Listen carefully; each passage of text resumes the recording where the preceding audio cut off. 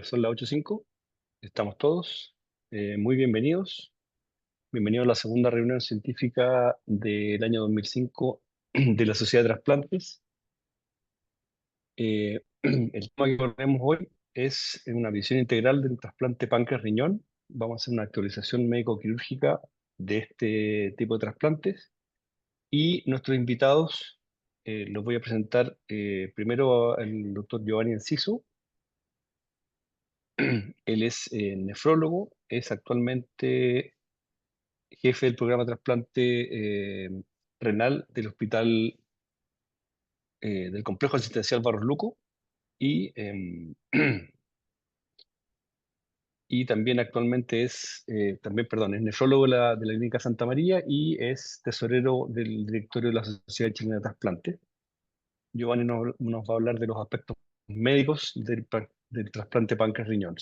Antes de darte la palabra, Giovanni, voy a aprovechar de invitar a todos los presentes a inscribirse en nuestro próximo congreso de la Sociedad de Trasplante, que va a ser del 10 al 12 de septiembre en el Hotel Best Western, Marina de las Condes.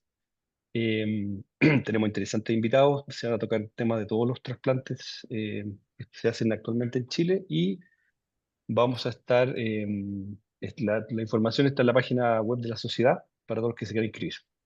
10 al 12 de septiembre. Sin más, le damos la palabra al doctor Enciso para que nos hable de los aspectos médicos del trasplante de páncreas-riñón. Adelante, Giovanni, muchas gracias. Ya, muchas gracias. Voy a compartir pantalla.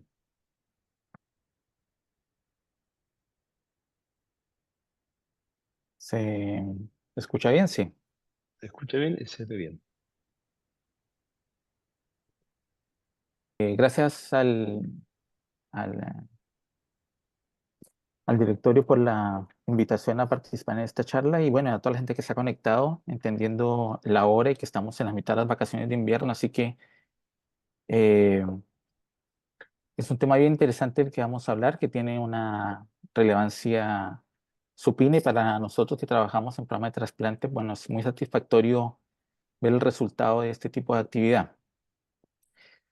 No voy a hablar absolutamente de nada, voy a tratar de mantenerme lejos de los alcances quirúrgicos, pero que después Javier en su charla va a abordarlos con, con mucho más detenimiento. Bueno, mire, en primera instancia, todos sabemos que la diabetes mellitus es una enfermedad tremendamente importante, eh, que tiene una relevancia a nivel mundial supina y que ha ido incrementando la incidencia y la prevalencia durante los últimos años, probablemente asociado a la epidemia de obesidad. Se estima que este año cerca de 540 millones de habitantes son diabéticos, uno de cada dos, es decir, en Chile actualmente tenemos alrededor de 1.500.000 diabéticos y los grupos de riesgo son fundamentalmente las personas obesas, los hombres, ¿cierto? Y los habitantes de los países en vías de desarrollo.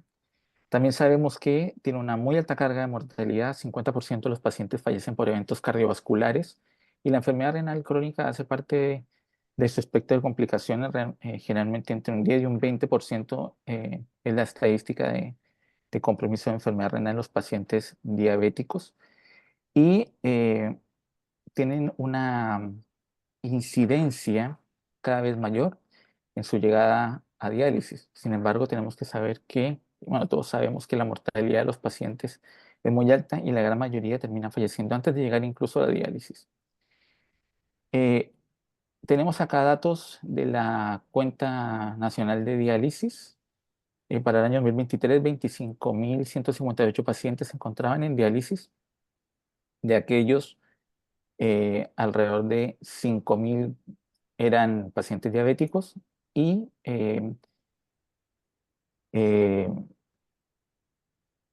un 10% aproximadamente son diabéticos tipo 1. Sin embargo, con el paso de los años, la incidencia o el número de pacientes incidentes con enfermedad renal crónica que llegan a diálisis es muy alta en el grupo etario de los 65 años o más, que es justamente el grupo de pacientes que tiene la mayor tasa de incidencia y prevalencia de diabetes. Sabemos que de las personas menores de 40 años, alrededor del 1% es diabético, pero después en el grupo de más de 65, la prevalencia llega a un 15%. Ahora, para este número enorme de pacientes que llegan a diálisis, la opción de trasplante es fundamentalmente el trasplante renal, pero para este grupo de pacientes diabéticos tipo 1, que son pacientes más jóvenes, eh, bueno, la opción del trasplante de páncreas es lo más adecuado. Este es una publicación del Consenso de Manejo de la Diabetes Tipo 1 de la Sociedad Americana y Europea. Y si ustedes se fijan, llama mucho la atención que en este algoritmo de manejo que resume la mayoría de la guía, no aparece en ninguna parte la opción de trasplante de páncreas como alternativa terapéutica.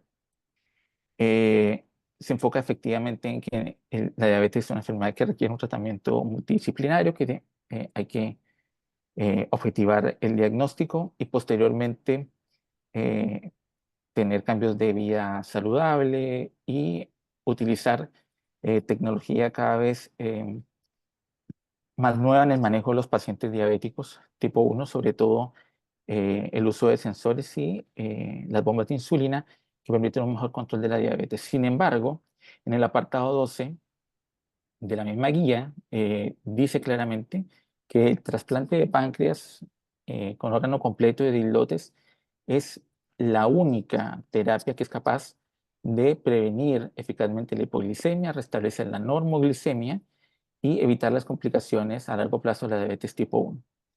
Ahora, uno podía bajo esa premisa plantearse que todos los pacientes diabéticos tipo 1 deberían ser candidatos a trasplante, o también deberíamos preguntarnos qué otro tipo de pacientes podrían trasplantarse de páncreas.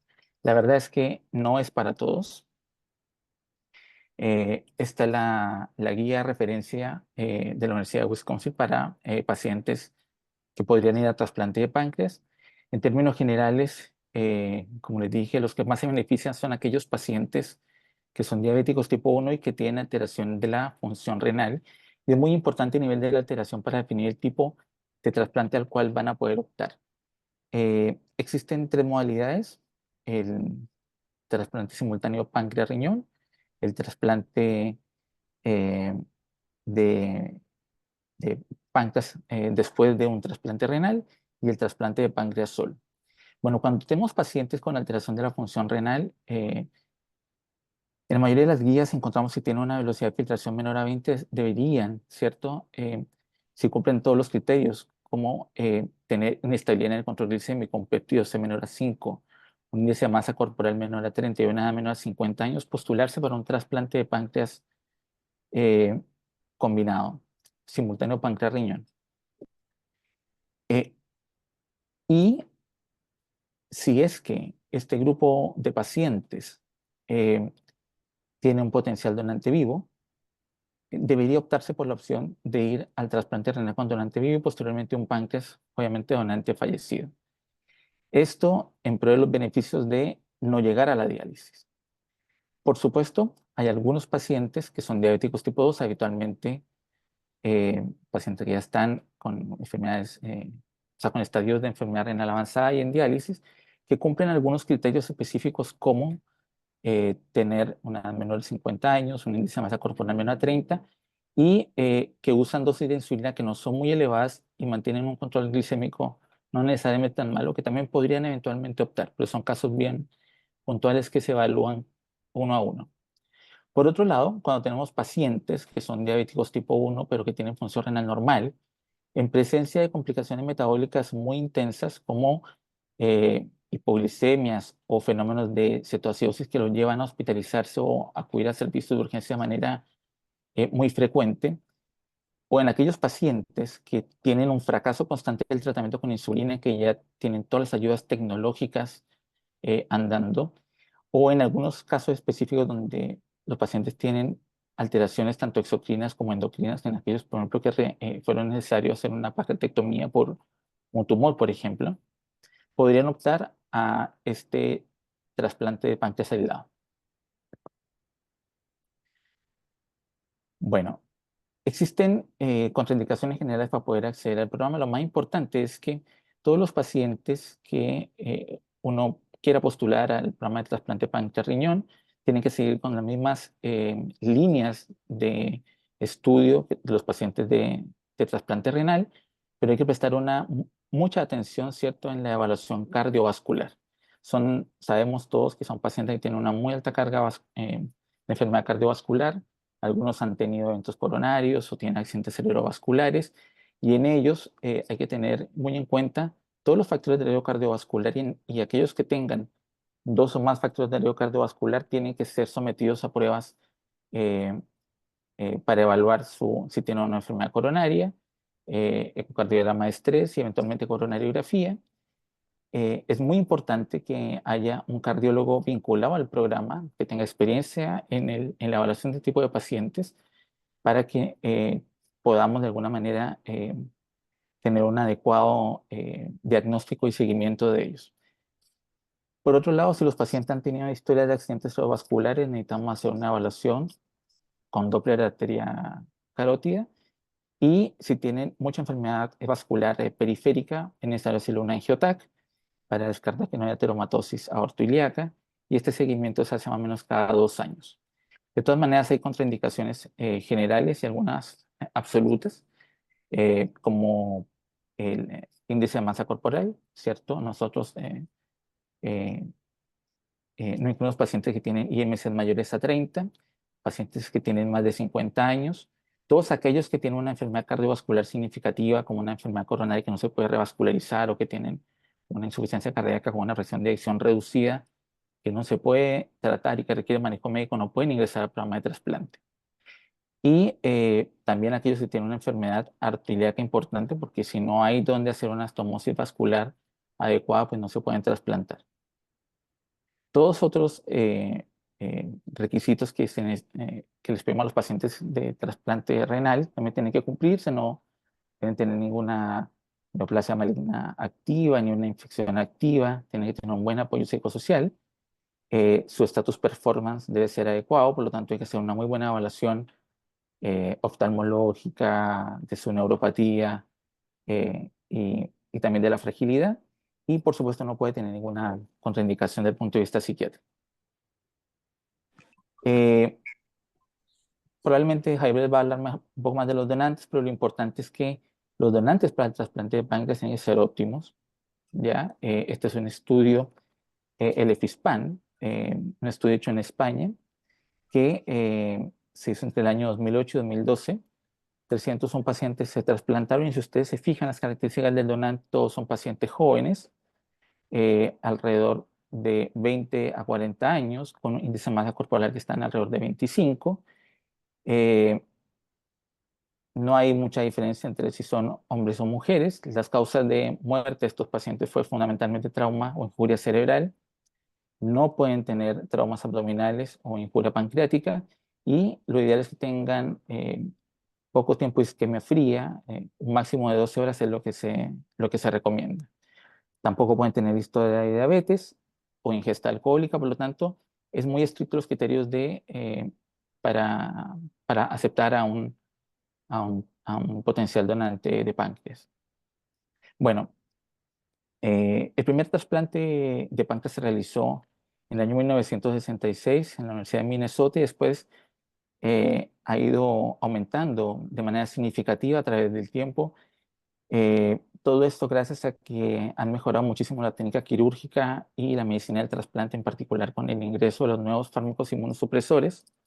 Esta es una estadística eh, del Grupo de Registro Americano, que va desde el año 1966 al 2021, y si vemos, tenían para entonces cerca de 36.000 pacientes. Actualmente hay más de 50.000 pacientes trasplantados, y el pic de la actividad estuvo alrededor del año 2005. Después de aquello, se ha visto una disminución progresiva de los trasplantes de páncreas. Fundamentalmente, los que más han caído son el páncreas after kidney y el páncreas solo, manteniéndose más o menos en el rango de 800 a 1.000 trasplantes de los combinados páncreas-riñón.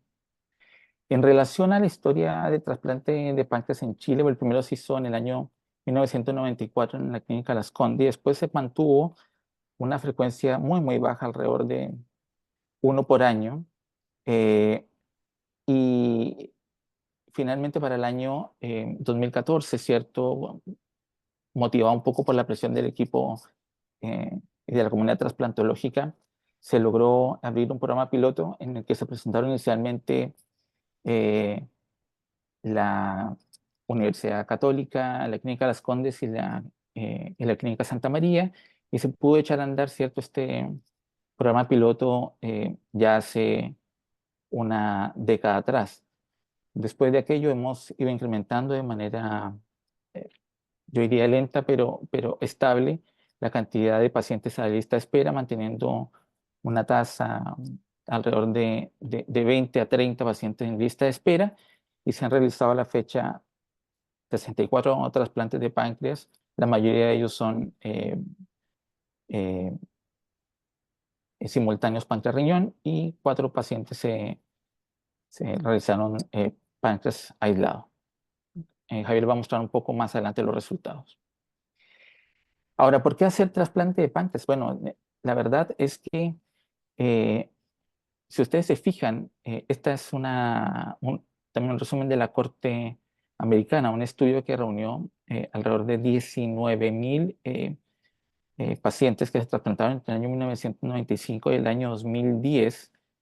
Eh, Se escogieron 12.000 pacientes que recibieron un páncreas simultáneo páncreas-riñón, y alrededor de 5.000 pacientes que recibieron páncreas after kidney, y se compararon con aquellos pacientes que se mantenían en la lista de espera. Y si ustedes se fijan, la sobrevida es muy significativa, mucho mejor en aquellos pacientes que recibieron un trasplante de páncreas versus mantenerse en lista de espera. La tasa de mortalidad de los pacientes diabéticos en la lista de espera es alrededor de 20%, y la sobrevida en diálisis es alrededor de 8 años, si uno lo compara con el paciente que se trasplanta de riñón solo o páncreas riñón, que puede fluctuar entre 11 y 15 años. Así que es necesario trasplantar a estos pacientes. Por otro lado, cuando uno evalúa, ¿cierto?, desde el punto de vista clínico, cómo se mantienen metabólicamente los pacientes, este es un estudio hecho en Francia, en Nantes, donde se evaluaron pacientes que recibieron trasplantes de islotes y trasplantes de órganos completos, ¿cierto?, son diferentes modalidades, simultáneo páncreas riñón, after kidney y páncreas solo. Y lo que vemos es que los pacientes que recibieron trasplante de páncreas son capaces de mantenerse cuando se compararon con individuos sanos normoglicémicos en valores adecuados de hemoglobina glicosilada, de el nivel de péptido C y en los scores de salud de la célula beta. Y esto es un reporte a 10 años plazo, es decir, todo aquel paciente que se trasplante que tiene una, una función inmediata del injerto tiene muy, muy buen pronóstico desde el punto de vista del control metabólico y por lo tanto también de las complicaciones. En relación a la sobrevida, nuevamente, estas son estadísticas del FSPAM. Como les dije, un estudio donde evaluaron pacientes durante 4 años, 282 receptores, y vean ustedes cómo la sobrevida de los pacientes, tanto al año, a 3 y a 5 años, es de 98, 96 y 94% respectivamente. La sobrevida libre de rechazo también es muy buena, alrededor de 83% al año y 81% a 5 años. Y cuando se compararon aquellos pacientes que recibieron eh, un páncreas aislado, perdón, un páncreas after kidney versus un paciente que recibieron simultáneo páncreas riñón, pues la sobrevida fue mucho mejor en los pacientes que recibieron un trasplante simultáneo. Sin embargo, en ambos grupos la sobrevida fue adecuada. Cuando evaluamos cuál es el impacto del trasplante de páncreas para el manejo de las complicaciones a largo plazo, bueno, la verdad es que hay estudios muy disímiles. Este es un metaanálisis que evaluó alrededor de 45 estudios, la mayoría incluyó pacientes que recibieron un trasplante combinado, y solo 8 páncreas solo. Pero lo que vemos es que se evaluaron fundamentalmente 3 ítems: la incidencia de retinopatía, la neuropatía y los eventos cardiovasculares. Para los dos primeros, se reportó en su mayoría que había mejoría tanto de la retinopatía como de la neuropatía, y en ninguno hay datos de progresión o deterioro. Para los eventos cardiovasculares, 10 estudios mostraron que había una clara mejoría, ¿cierto?, de los outcomes cardiovasculares, teniendo en cuenta fundamentalmente los eventos infarto, muerte, alteraciones del perfil metabólico y la fracción de eyección ventricular izquierda. Y solo 2 de estos estudios mostraron alguna incidencia hacia la progresión. Y en cuanto a la calidad de vida, este es un estudio inglés que muestra que, en definitiva, al comparar pacientes que estaban en la lista de espera versus aquellos que estaban trasplantados, tanto en lo que tiene que ver con el tratamiento y todos los elementos de calidad de vida, tanto para los outcomes de diabetes y de enfermedad renal, pues fueron significativamente mejor en el grupo de los pacientes que se trasplantaron. Esto se lo va a explicar mucho mejor Javier. Hay 4 modalidades básicas de trasplante dependiendo hacia dónde vaya el drenaje exocrino y endocrino. Inicialmente se hacía un drenaje exocrino hacia la vejiga y el endocrino hacia la vía sistémica, y posteriormente se ha ido migrando hacia un abordaje de un drenaje exocrino hacia intestino duodeno, y se puede hacer un drenaje endocrino tanto de manera sistémica o a la porta. En cuanto a la terapia, después de que hemos hecho el trasplante, bueno, hay que entender que el páncreas es un órgano más inmunogénico que el riñón, por lo tanto, los objetivos de la inmunosupresión tienen que ser un poco más intensos.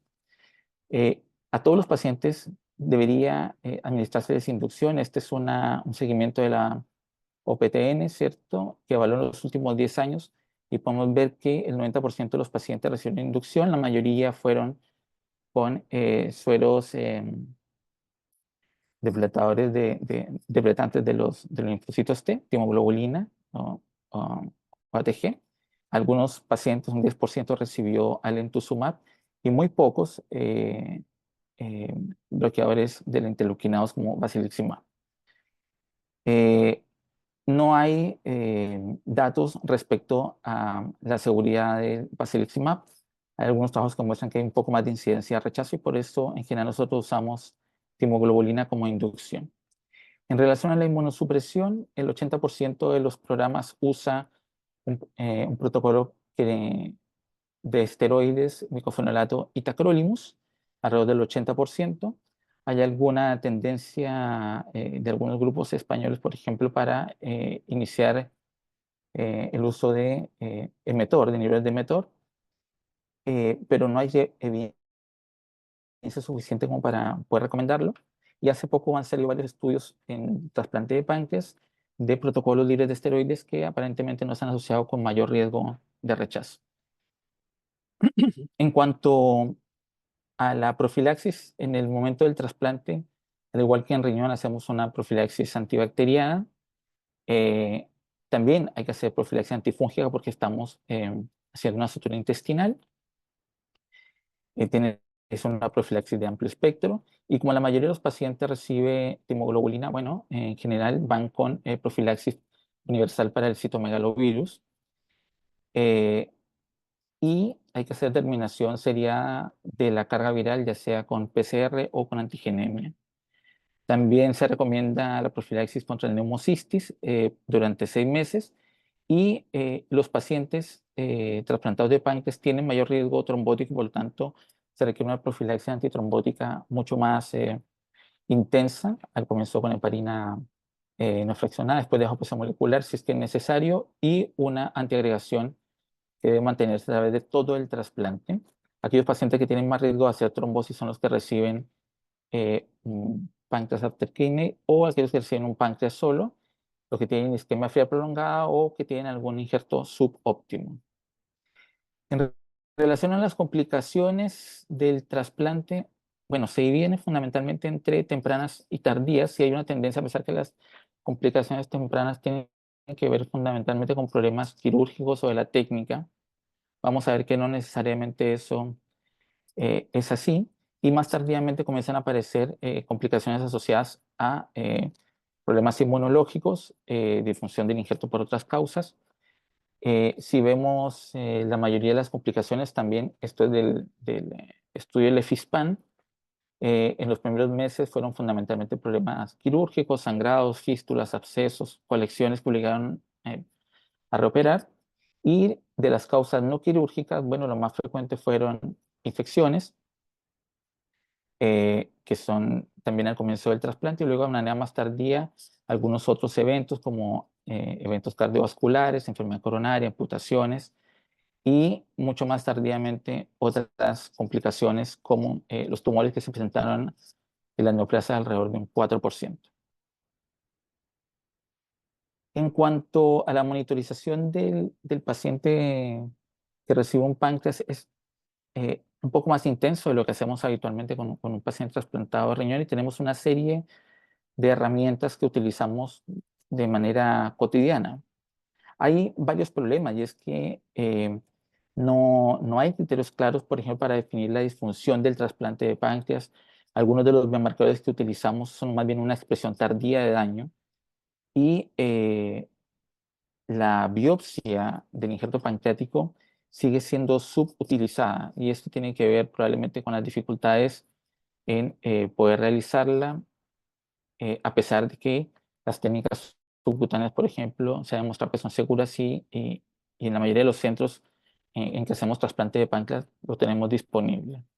Bueno, siempre hay que tener en mente los factores de riesgo preexistentes del paciente, sobre todo si ha tenido eventos sensibilizantes, tienen más riesgo de sangrado. Los biomarcadores que más usamos, obviamente, son aquellos que nos muestran si hay una inflamación o actividad en, eh, en el páncreas, la amilasa, la lipasa, sobre todo la lipasa, el péptido C, y la glicemia, que como ya les dije, más bien es un marcador tardío. La pauta para la evaluación de los anticuerpos es la misma que seguimos en los pacientes con trasplante renal, aquellos que son de muy alto riesgo al mes, a los 6 meses y luego cada año, y en los otros pacientes al sexto mes y luego una vez al año.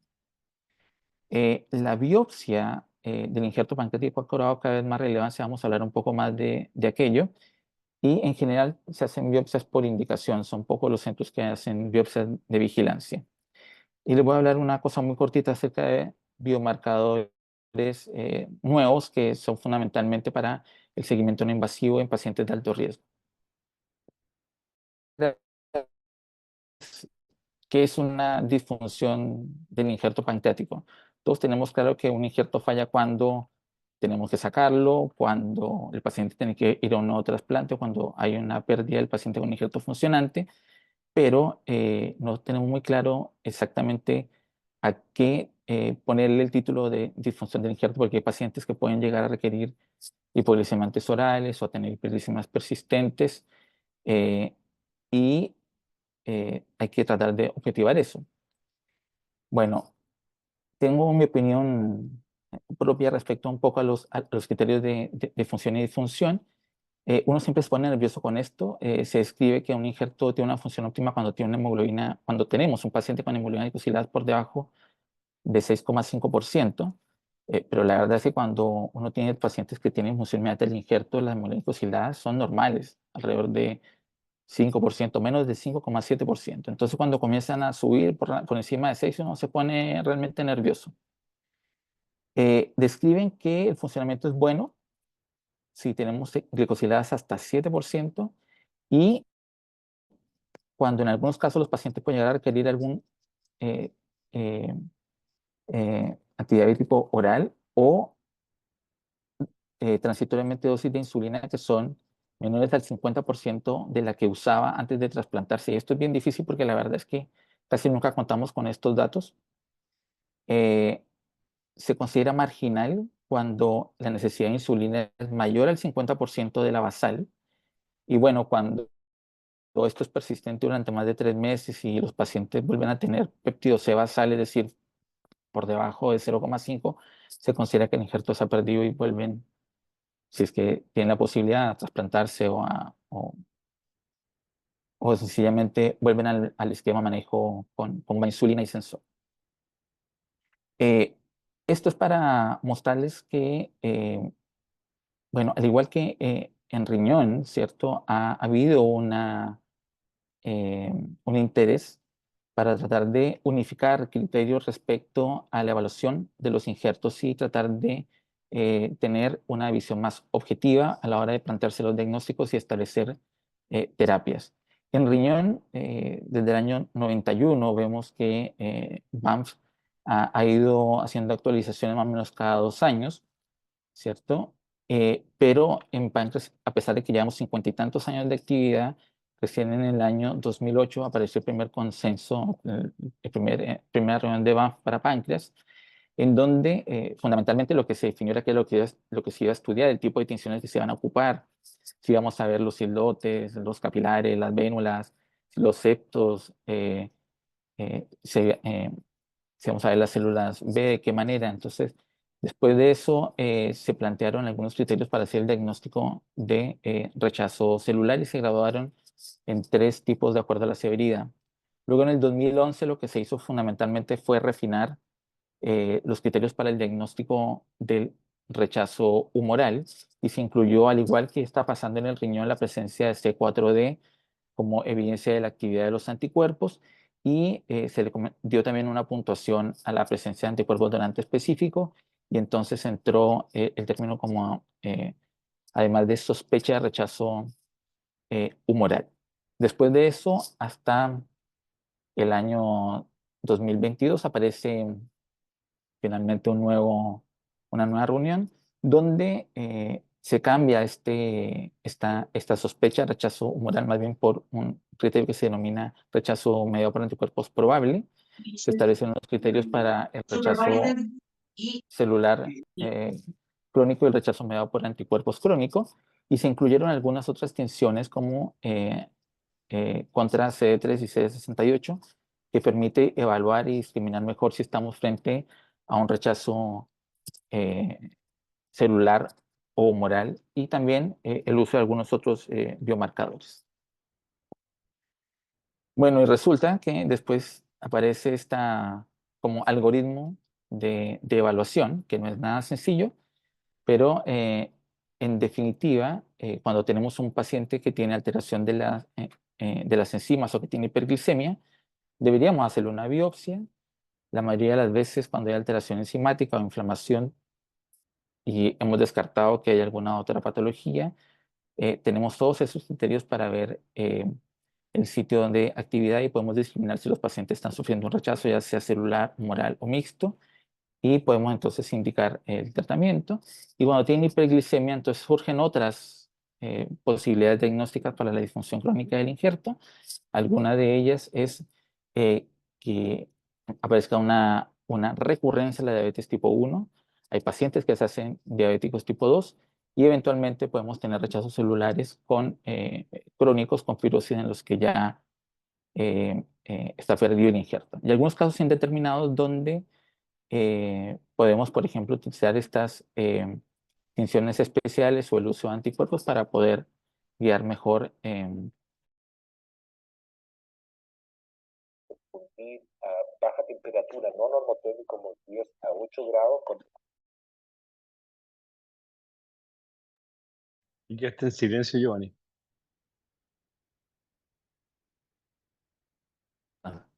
ahí. Ahí sí. ¿Hace cuánto estaba en silencio? ¿Hace 1 hora? Ya, No, hace 2 segundos. 2 segundos. Bueno, este trabajo es para mostrarles, ¿cierto?, que hay una relevancia en la presencia de anticuerpos donante específico en los pacientes trasplantados de páncreas. Es un estudio hecho en Wisconsin, ¿cierto?, donde tener anticuerpos donante específico, incluso sin rechazos demostrados por biopsia, claramente tiene un efecto en la sobrevida de los injertos a largo plazo.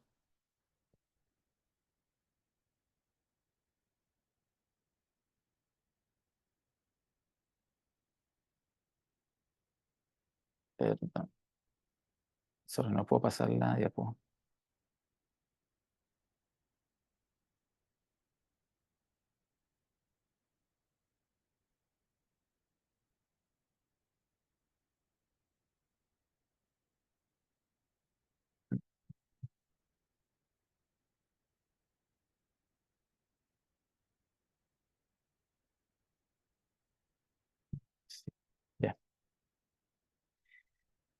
Bueno, ahora la pregunta es, ¿se pueden tratar los rechazos de páncreas? Sí, efectivamente se pueden tratar. Este es un estudio también hecho en Wisconsin. Eh, Se tomaron fundamentalmente 158 pacientes que habían hecho episodios de rechazo diagnosticados por biopsia entre el año 97 y 2006 y se agruparon dependiendo de la severidad del rechazo según la biopsia en grado 1, grado 2 o grado 3. Y se evaluó la respuesta que tenían estos pacientes al tratamiento con esteroides versus esteroides más timoglobulina. Y esto es importante porque hasta antes de ese estudio normalmente lo que pasaba era cuando los pacientes tenían un primer evento de rechazo que habitualmente se diagnostica desde el punto de vista clínico, eran sometidos a bolos de esteroides y si el paciente mejoraba andaba bien y si no, entonces después se podía intentar con la timoglobulina, pero muchas veces el daño era irrecuperable.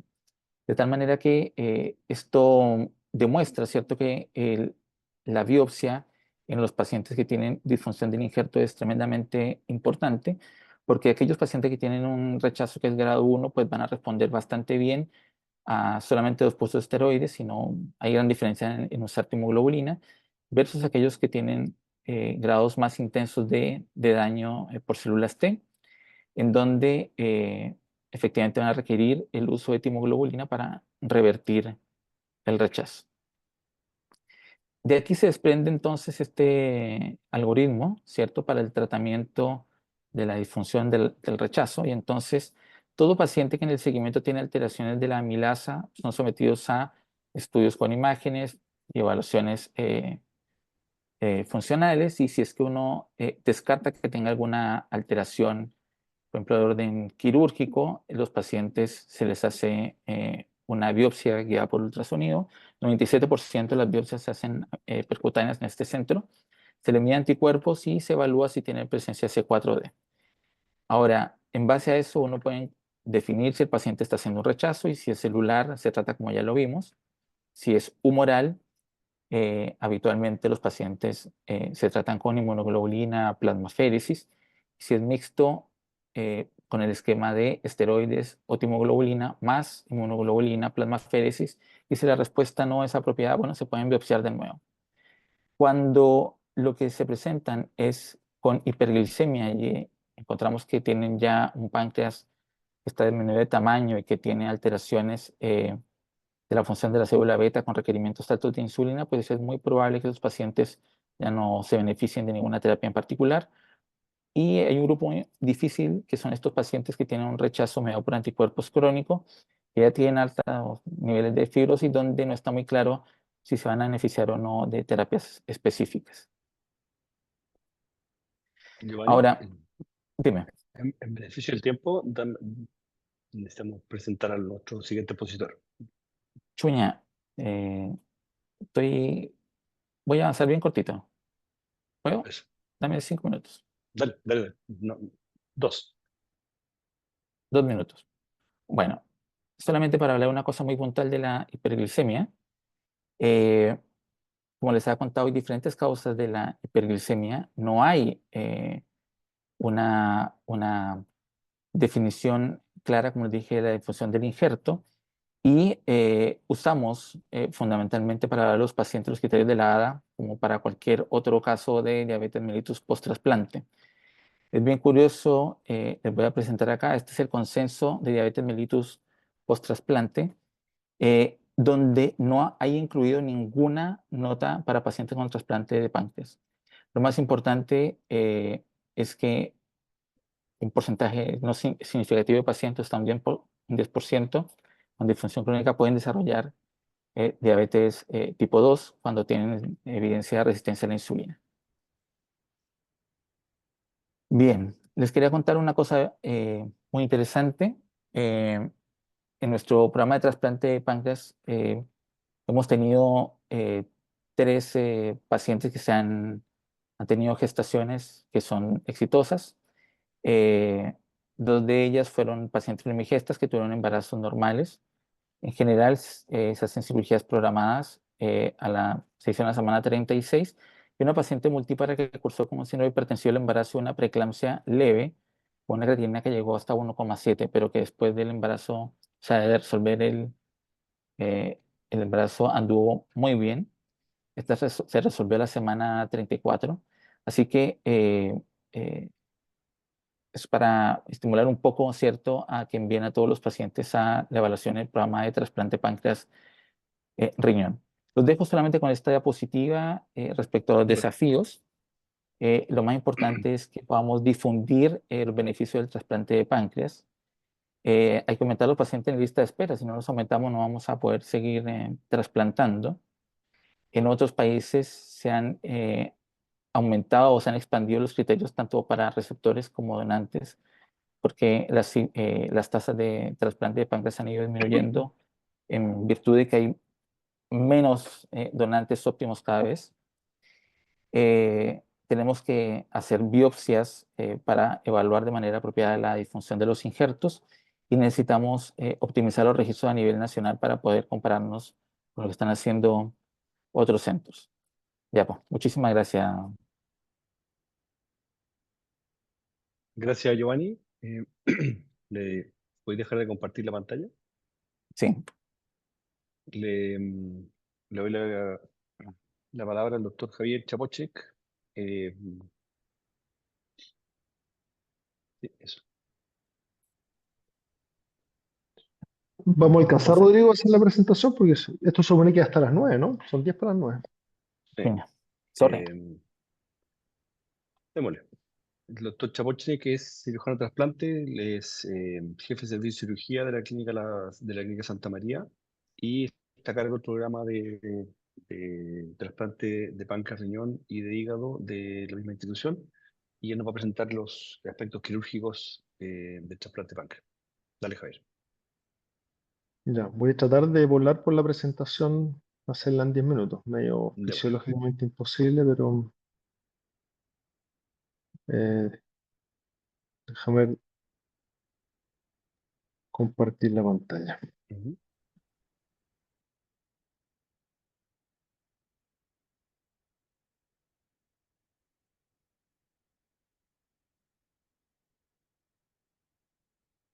¿Me confirmas, Rodrigo, si es que se ve la pantalla? Sí, ahí se ve. Bien, voy a tratar de hacerlo rápido y no repetir cosas que Giovanni ya ha mencionado. Algunas cosas históricas que ustedes deben conocer muy bien. A comienzos del siglo XX, la expectativa de vida de un paciente que era diagnosticado con diabetes era de aproximadamente 2 años, pero en 1920, 1921, un grupo de científicos desarrolló la insulina, razón por la cual se ganaron el premio Nobel. De esa manera cambiaron una enfermedad rápidamente fatal en una enfermedad crónica. Y como toda enfermedad crónica, lleva de la mano el desarrollo de las complicaciones secundarias de esta enfermedad crónica, como son la nefropatía, neuropatía, retinopatía y complicaciones macro y microvasculares bien conocidas por todos.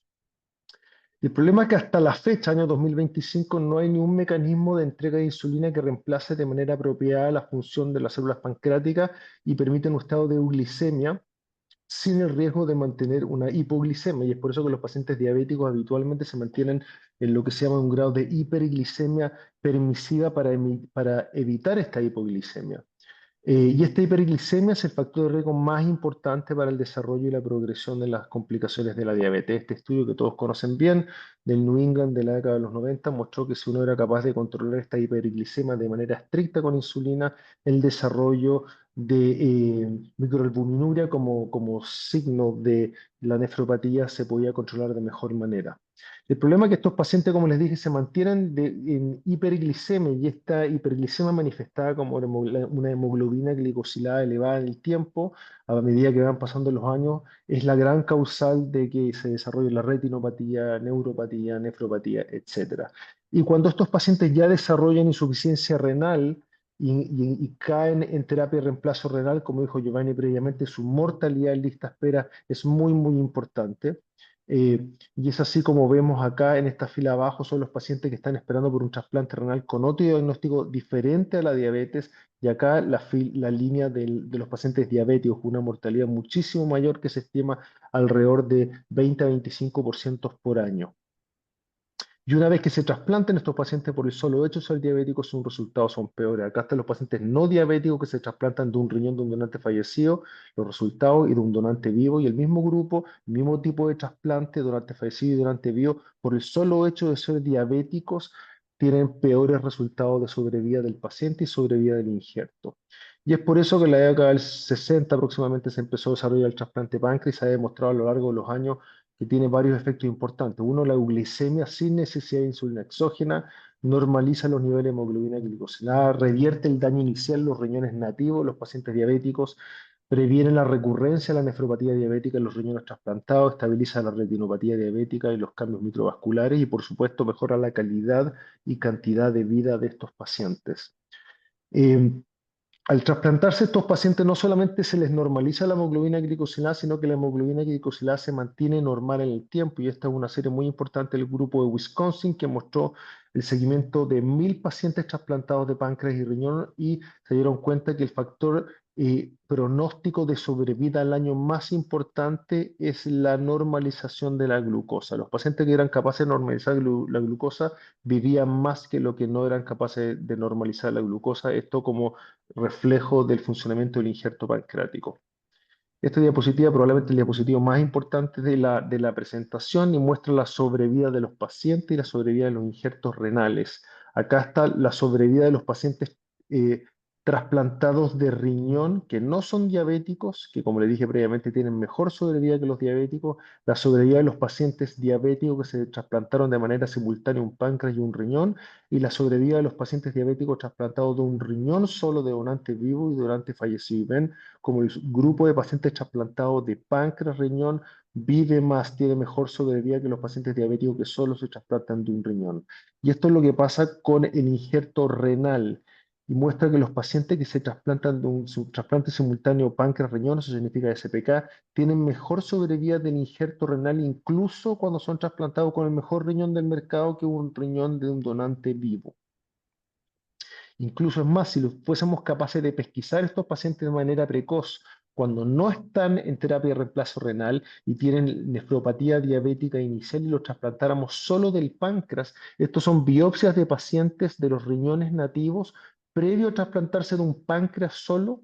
¿Y qué pasa con los años? Al cabo de 5 y 10 años, los cambios glomerulares propios de la nefropatía diabética se revierten por el hecho de los pacientes de haberles trasplantado de un páncreas solo.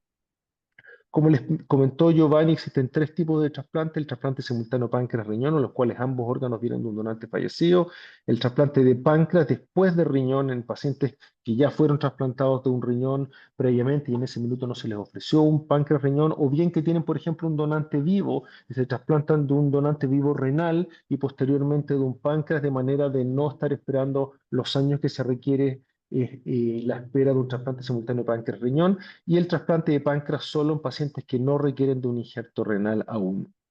La gran mayoría de los trasplantes son páncreas-riñón en el mundo, alrededor del 85-90%, seguidos de páncreas después de riñón, y alrededor del 10% de los trasplantes se hace trasplante páncreas solo. ¿Quiénes son candidatos a trasplante?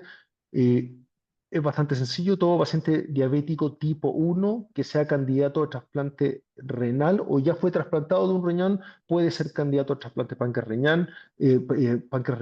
Pacientes diabéticos tipo 1 que tienen falla renal inicial, que todavía no están en terapia de reemplazo renal, o bien que no tienen falla renal, pero son pacientes metabólicamente severamente inestables y que toda la terapia médica falló.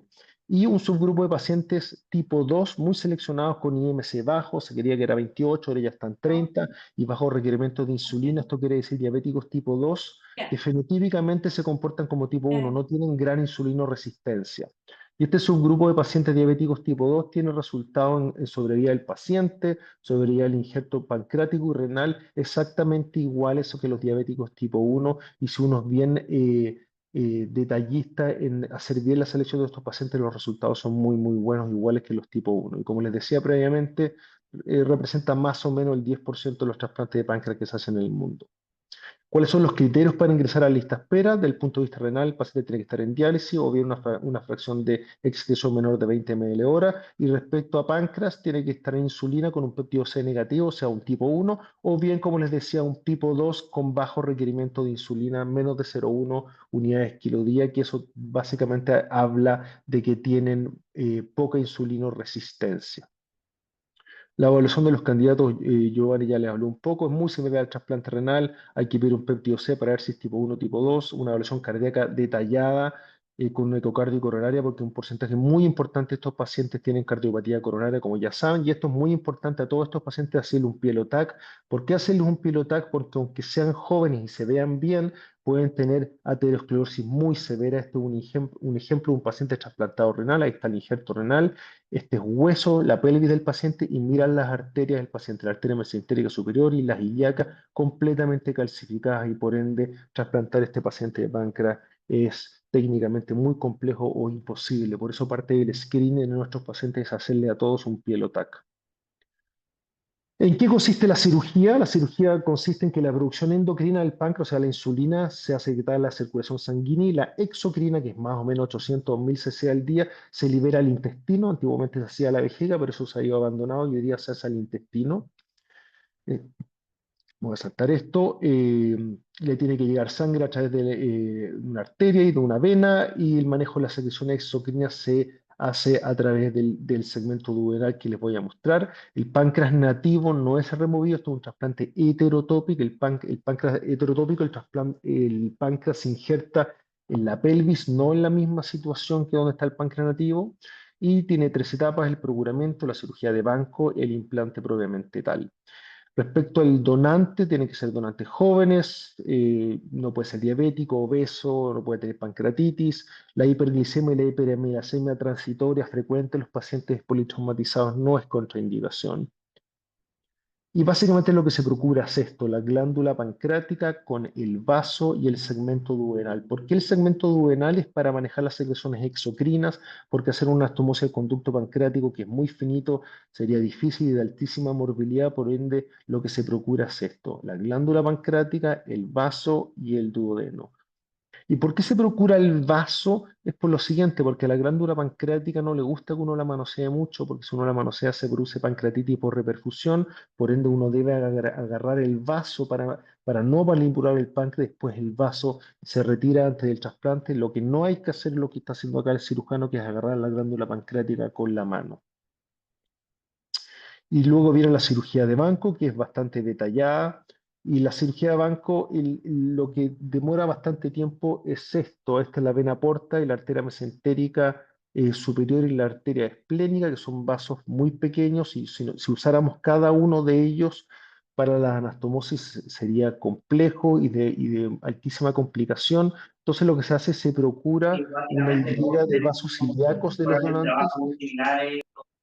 y se anastomosa a las arterias esplénica y mesentérica superior, de manera que en el receptor sale una sola anastomosis arterial. Ahí ven una fotografía real. Esta es la arteria ilíaca del donante, ilíaca común, interna y externa, y se está anastomosando la arteria esplénica y mesentérica superior, de manera de hacer una sola anastomosis arterial más grande en el receptor.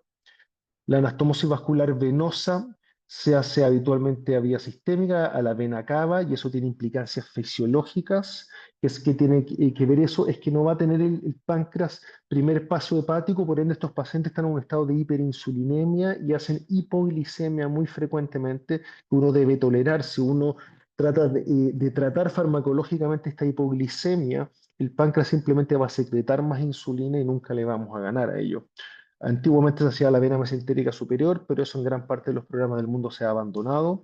La anastomosis arterial se hace en la ilíaca común y la anastomosis exocrina, como comentaba Giovanni previamente, antes se hacía a la vejiga con el objetivo de medir la amilasuria como método de medición de función pancreática, pero se abandonó porque las complicaciones urológicas y acidosis metabólica y cistitis hemorrágica eran muy importantes, así que de un buen tiempo a esta parte se hace al intestino, eh, y de esa manera se evitaron todas estas complicaciones neurológicas. Y así es como queda habitualmente: el injerto pancreático se coloca a la derecha, Ahora estamos a los vasos ilíacos y a la vena cava, y al intestino, a la parte exocrina, y el injerto renal al lado izquierdo. El páncreas a la derecha porque es más fácil acceder a la cava desde el lado derecho, y es así como queda, aunque tiene un escáner coronal de un paciente trasplantado. Está el injerto pancreático, ahí como una S apoyado en la vejiga, el injerto renal de manera contralateral, pero no siempre tiene que ser contralateral. Acá hay dos imágenes de pacientes nuestros. Como ven acá, este es un injerto contralateral a mano derecha de su pantalla. Está el injerto pancreático, el injerto renal, pero al otro lado ven que puede estar ipsilateral, y ahí está el injerto pancreático, el injerto renal ipsilaterales. ¿Y por qué ipsilaterales? Porque ven que hay un riñón chiquitito ahí. Este paciente tenía un trasplante renal previo que se había atrofiado y había fallado, entonces el injerto pancreático y renal también lo podemos poner ipsilateral si es que hay suficiente espacio, y alrededor del 20% de los trasplantes, 25% lo hacemos ipsilaterales, si es que nos sale más fácil y más rápido. De inmunosupresión me lo voy a saltar casi por completo porque Giovanni ya habló de eso, pero el constante equilibrio, que por un lado no queremos que rechace y por otro lado no queremos que se infecte ni desarrolle una neoplasia. Me voy a saltar todo esto. Ya Giovanni ha hablado de eso, en virtud del tiempo no vamos a hablar de inmunosupresión. Eh, y les voy a contar un poco de la dimensión del problema en Chile, que ya lo mencionó un poco Giovanni. En Chile hay alrededor de 1.200 pacientes en lista de espera para trasplante renal, de los cuales se cree que alrededor de un tercio son diabéticos, o sea, estamos hablando más o menos de 350 pacientes, pero hay casi 16.000 pacientes en terapia de reemplazo renal que no están enlistados para trasplante renal, de los cuales un porcentaje muy importante son diabéticos. Por ende, el universo total de pacientes que se podrían beneficiar de esto es muy importante. Esa era la estadística en Chile hasta el año 2012 aproximadamente, con una tasa de trasplante renal menor a 1 al año, y la lista de espera el año 2013 para trasplante renal tenía un paciente en lista de espera. Y es así como abrimos nuestro programa de trasplante el año 2014, y les voy a mostrar un poco de datos. Desde marzo del 2014 que abrimos el programa hasta la fecha, hemos trasplantado 63 pacientes, tenemos 100% de seguimiento. Ahí están los números de trasplante por año. Cuando uno lo dice, no son muchos, 5, 6, 9 trasplantes al año, pero si uno ve los programas de trasplante en Estados Unidos, de los cuales hay 128 programas de trasplante renal acreditados, solo 46% de ellos hacen más de 6 casos al año. O sea que en Chilito estemos siendo 10, 5, 9, 5, 6 al año, no es un mal número. Les voy a mostrar los resultados. No tengo los resultados analizados de los 63 que llevamos, les voy a mostrar los resultados de los primeros 50, que no varían en absoluto con los siguientes 13 que hemos hecho. ¿Y por qué estos 50? Porque son el análisis estadístico que tenemos completo, que lo vamos a mandar próximamente a publicación. Esta es la serie de los 50 trasplantados. Ahí está un poco la demografía. Son pacientes jóvenes, son pacientes delgados, fenotípicamente como tipo 1, aunque no todos sean tipo 1. Los donantes son todos multiorgánicos. La gran mayoría de los donantes, como son donantes jóvenes, habitualmente son pacientes que llegaron a la donación por TEC, y la gran mayoría de los donantes, el 72%, son de la región metropolitana, con el objetivo de tener tiempos de isquemia cortos. Respecto a los receptores, perdón, los anteriores eran los donantes. Yo me equivoqué, le dije los receptores. Estos son toda información de los donantes. Donantes jóvenes, donantes flacos, multiorgánicos y de TEC y de la región metropolitana. Respecto a los receptores, ahí está el promedio de edad 36, 60% de los receptores femeninos, 40% masculino, también pacientes delgados, IMC23. Acá están los datos en cuanto a terapia de reemplazo renal.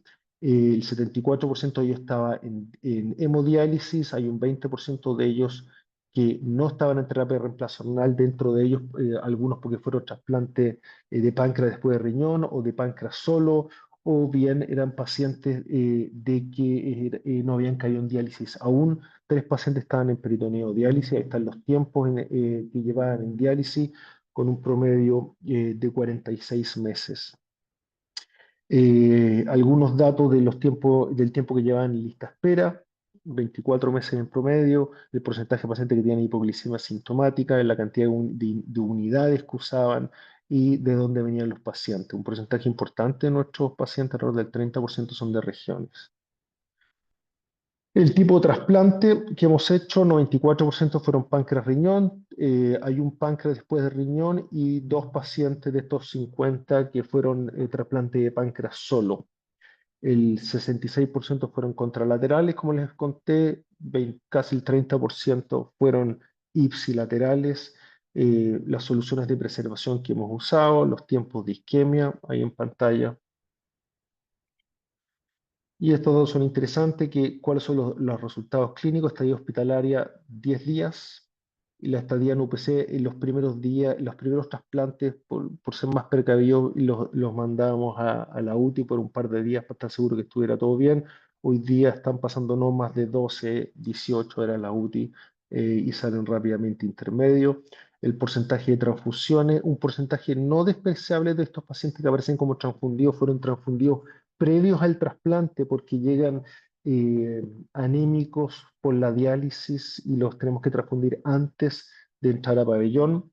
Porcentaje de rehospitalización el primer año bastante importante, 50%, y es porque cuando cualquier cosa que le pasa a estos pacientes, menos que perfecta, los hospitalizamos. Hacen fiebre, dolor o cualquier disfunción de los injertos, los rehospitalizamos rápidamente para para ver qué es lo que está pasando con ellos. Las complicaciones quirúrgicas, el primer mes 16%. Eh, en cuanto a complicaciones trombóticas, que son las más importantes, las que más uno teme en trasplante pancreático, tenemos 6 pacientes con trombosis parcial del injerto, especialmente trombosis parcial nos referimos a trombosis parcial de la vena esplénica, que anticoagulándolos se resolvieron todos, y 2 pacientes con trombosis total que perdieron el injerto. 14% rechazo, todos ellos manejados médicamente y con buenos resultados. Y estos son los resultados de sobrevida, sobrevida global de los pacientes al año 100%, a los 3 años 92,8%, y a los 5 años 89%. Sobrevida del injerto pancreático, lo que ven en pantalla, 98% al año, 95% a los 3 años y 95% a los 5 años. Y del injerto renal, 94% al año, casi 94% a los 3 años y 86% a los 5 años. Y esto lo tenemos perdón, y estos son algunos datos también de función del injerto a lo largo que van pasando los años, la creatinina promedio, cómo se va manteniendo normal, el péptido C y la hemoglobina glicosilada, que es lo que mencionaba Giovanni, la importancia de mantener la hemoglobina glicosilada normal. Y esta es la lista de espera actual del programa de trasplante. Además de haber trasplantado los 63%, hay una línea, 63 pacientes, perdón, hay una lista de espera bastante robusta que se ha logrado mantener en el tiempo. Eso. Lo siento por lo rápido, pero traté de volar por la presentación para alcanzar. Creo que dejé de compartir. Sí. Sí, ahí te dejaste compartir. Súper, muchas gracias, Javier. Yo, beneficio del tiempo, le voy a ofrecer la palabra a alguien que quiere hacer una pregunta bien rápido. Yo les quiero preguntar a los dos, cortito, ¿por qué, eh, ¿por qué no lo hacemos más? ¿Por qué no tenemos más pacientes en lista de espera? ¿Por qué no se les ofrece más a estos pacientes la opción de un trasplante de páncreas? Si pueden darme su impresión cortita. Javier. O sea, mire, yo creo que lo primero es que hay un desconocimiento general en las personas que tratan a los pacientes diabéticos y la verdad es que son remitidos pocos pacientes a los programas de trasplante. Eh, una gran cantidad de los pacientes se trasplantan, están en etapa 4, se podrían trasplantar antes de llegar a diálisis, pero la verdad es que la remisión y la derivación es baja. Así que, como les planteaba, una de las tareas es hacer constantemente tareas de educación y difusión de los resultados de esta terapia y ojalá cada vez se nos remitan más pacientes. Yo creo que es una de las cosas fundamentales, porque los pacientes están ahí, lo que pasa es que están cautivos en las diálisis, están cautivos en la consulta eh, y no nos los envían. Súper. Javier. Yo creo que hay 2 factores. Uno, derivación, sigue habiendo desconocimiento. Nos seguimos topando con centros nefrológicos, incluso trasplantológicos, que no saben del trasplante de páncreas. Es el primer factor. Segundo factor importante, el financiamiento. Seguimos peleando con FONASA para que paguen los trasplantes y el mismo FONASA o algunos hospitales siguen diciendo a los pacientes que no vayan porque no se los van a pagar. Y eso con alevosía y premeditación lo hacen para desincentivar que los pacientes vayan. Respecto a FONASA me refiero. Y de los pacientes que tenemos en lista de espera, no es tan fácil conseguir donantes óptimos y se requiere esfuerzo humano importante. Ustedes lo han visto, es harta pega esta cuestión. Y cuando esto se junta con las otras cosas que hacemos todo el día, a veces nos quedamos cortos de recurso humano para usar ciertos donantes que pudiésemos potencialmente usar. Em, yo creo que todavía hay cosas que optimizar del sistema y de nosotros mismos para hacer más. Yo creo fervientemente que nuestro número estándar y estable de trasplante de páncreas debiese andar en el barrio de al menos 10 al año. No debiésemos poder hacer 10 sin problema. Pero a veces fallamos por cosas anexas a nosotros que no nos permite hacerlo. Súper, hay una pregunta en el chat que yo creo más para ti, Javier, que dice si hay algún tiempo de espera máximo para realizar el trasplante de páncreas después de un trasplante renal, o sea, un páncreas después de riñón. Súper buena pregunta. No hay un tiempo máximo. Se cree que hay un tiempo mínimo y la recomendación es no hacerlo en menos de, algunos dicen un año, otros dicen 6 meses, depende. Y el máximo, no, porque va a depender mucho cómo esté el paciente. Si el paciente está en buenas condiciones, no es añoso, no tiene esta vasculopatía que yo le mostré en el pilotac y es un buen candidato a trasplante de páncreas, es poco relevante cuánto tiempo haya pasado en la medida de que ese injerto renal esté funcionando. Yo creo que si es un buen candidato, se haya trasplantado hace 2 años o hace 10, no le veo problema, pero súper buena pregunta. Porque hay muchos pacientes, la lista de pacientes ya trasplantados que son diabéticos y en ese minuto no se ofrecía y que se pueden beneficiar de esto. Así que es una súper buena pregunta. Súper. Bueno, les quiero agradecer a los presentadores. Son las 9:15. Y los dejo invitados nuevamente al próximo congreso. Perdón. Había aparecido una pregunta, no sé si alcanzan. Eh, yo creo que está contestada. Los criterios de selección de donantes, IMC y edad máxima. Yo creo que Javier, tú la contestaste en la... De donante, Sí, del donante. Pregunta Pablo Churra de la donante Católica. jóvenes, mira, se supone que el índice de riesgo de los donantes habla de que más de 40 años los resultados no son tan buenos, pero depende. Sí, pero en general, donantes jóvenes, 40, 45 años, que sean delgados, IMC de 25, 27 para abajo. eh, el concepto general es que tiene que ser un donante óptimo, a diferencia de otros órganos como hígado, como riñón, que uno puede un poco estirar el chicle y usar donantes subóptimos en páncreas. Cada vez que se ha tratado de usar donantes subóptimos, los resultados son malos. Se trombosan, no andan bien la cosa. ¿Y de adolescentes? También sería una pregunta, dependiendo del tamaño. Y muy chicos, sí, más que adolescentes no es problema, te diría, es pediátrico y no Ujú. tiene que ver con la glándula pancreática, tiene que ver con el diámetro de la arteria esplénica. Cuando la arteria esplénica es muy chiquitita, menor de 5 milímetros, es muy difícil hacer esa reconstrucción sin que se trombose o algo por el estilo. Entonces, más que la edad es el peso. Si son muy chicos o en edad pediátrica, la arteria esplénica va a ser chiquitita y va a ser un problema. Súper. Estamos, sí, le agradezco mucho, perdón por el retraso. Nuevamente los dejo invitados para el Congreso de la Sociedad de Trasplante, 10 al 12 de septiembre en Best Western Marina. Muchas gracias, gracias Giovanni, gracias Javier, Bueno, chao, y chao. nos vemos en la próxima reunión. Muy agradecido. Gracias a ustedes. Gracias por la Buenas noches. invitación. Chao, chao. Hasta luego.